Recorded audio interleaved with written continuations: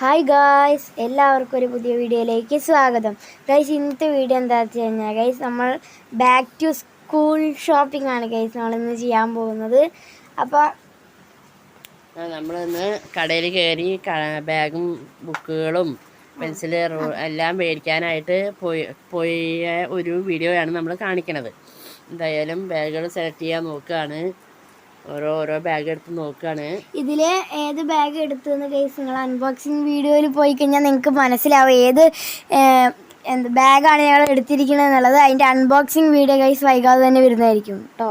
അപ്പോൾ ഇത് കുറച്ചൊക്കെ ബാഗുകളൊക്കെ എടുത്ത് നോക്കി. ഞങ്ങൾക്ക് വലിയ ബാഗ് വേണം ഗൈസ്, അപ്പോൾ അതിനനുസരിച്ചൊക്കെ നോക്കിയിട്ട് ഒരെണ്ണെടുത്തു. പിന്നെ ബോക്സുകൾ സെലക്ട് ചെയ്യാൻ വന്നേക്കാണ് കേട്ടോ.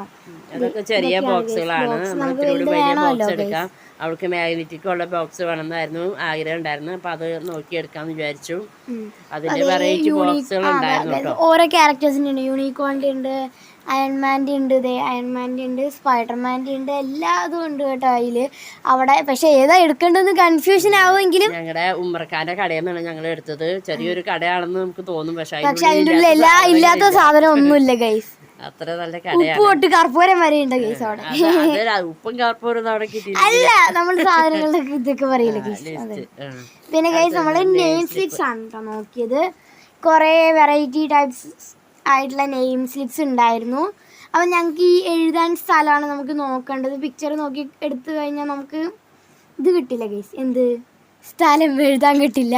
അപ്പോൾ അതൊക്കെ അതിനനുസരിച്ച് നോക്കിയിട്ടാണ് നമ്മൾ എടുത്തത്. പിന്നെ പെൻസിലിൻ്റെ സെറ്റൊക്കെ നോക്കി നമ്മൾ തിരഞ്ഞെടുക്കൊണ്ടിരിക്കുകയാണ്. അടുത്ത് ബുക്ക് പൊതിയാനായിട്ടുള്ള ചട്ടകൾ നമ്മൾ എടുത്തു.